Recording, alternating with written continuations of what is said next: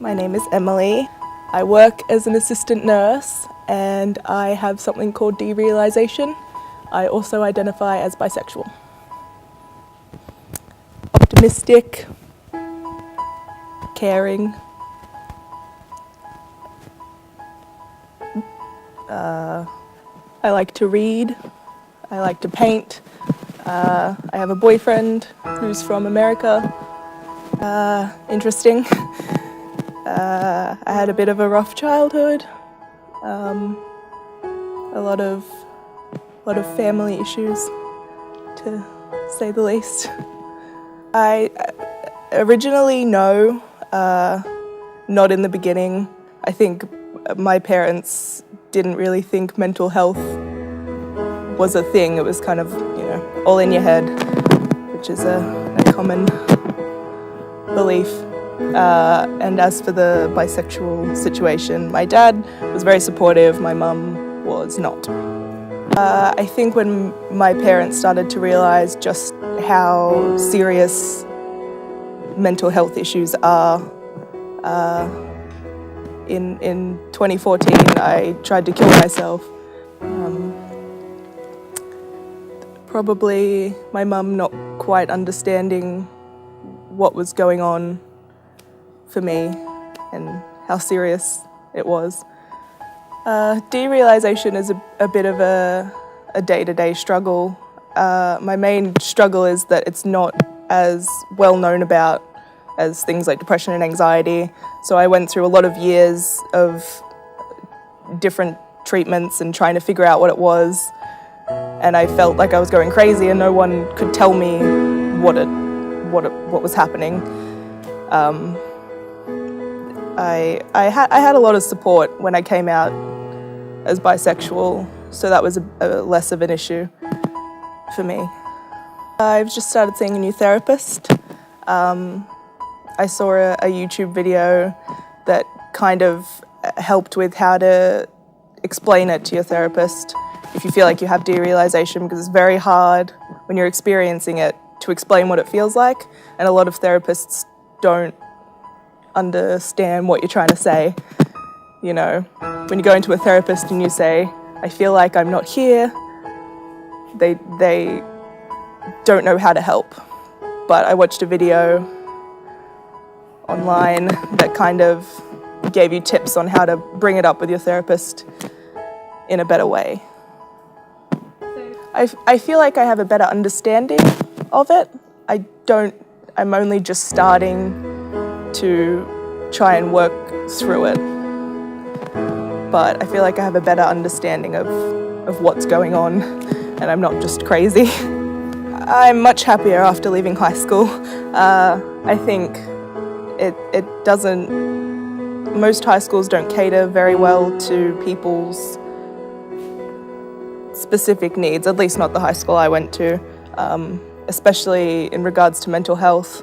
And, when you're struggling to get out of bed, especially in senior years, it's really hard to, get through work and assignments and exams when you already have a lot on your plate to worry about. I feel that nowadays the LGBTQI+ community is a lot better supported. There's a lot of,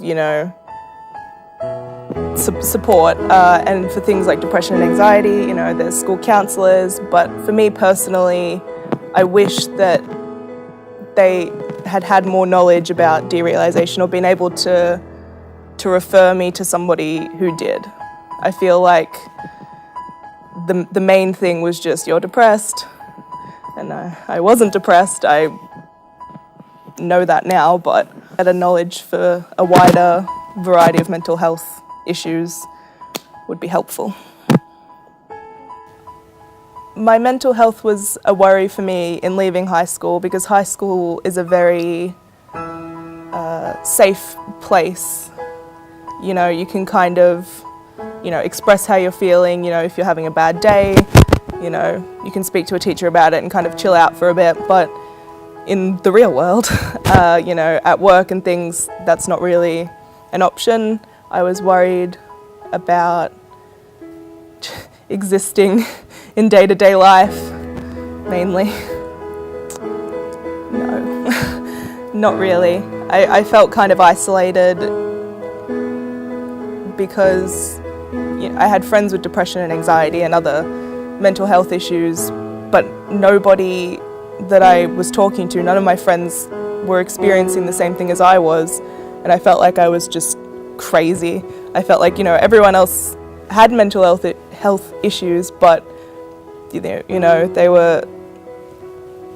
were more people with depression and anxiety, and I felt kind of alone in that nobody could understand what I was trying to say, and I couldn't articulate it very well, but I felt kind of alone in what I was going through.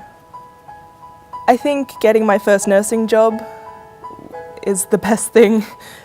Getting a job is quite sad, favourite thing after leaving school, but it kind of fills me with a sense of purpose, caring for people, and it's something I've always wanted to do, and to finally have something I look forward to every day rather than just school. I think it's that life keeps moving. In high school, there was a lot of, like a comfort blanket around you, like if you're not feeling okay, that's okay, take some time out. But in the adulting world, it's like, no, you feel like shit, you've got to keep going.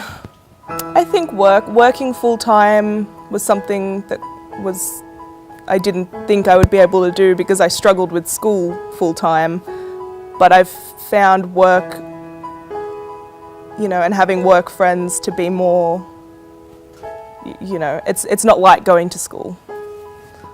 It's much better. Moving to England by myself. I was originally going to go for 2 years and I only lasted 6 months, but I'm still proud that I did it by myself.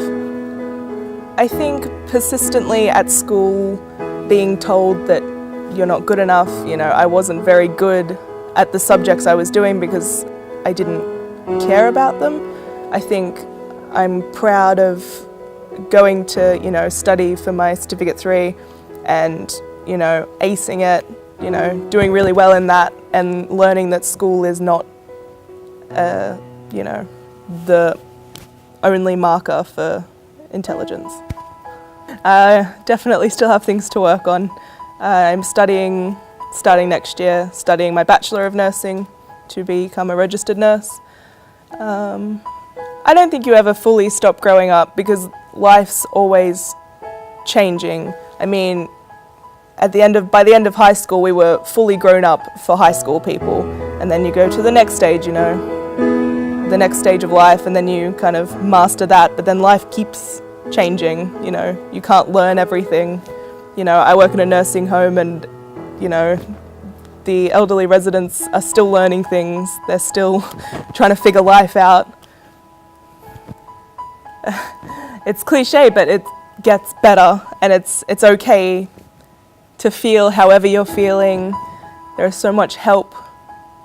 I went through so many different counsellors, and I'm still trying to find one that's right for me, but you just have to keep looking. There will be somebody who can help you, It gets easier after high school. And it's just whatever you're feeling, it's okay. I think my empathy. I think that goes hand in hand with being a nurse, but I try my best to see the good in everybody. I think everybody deserves that. My name is Emily. I am doing okay.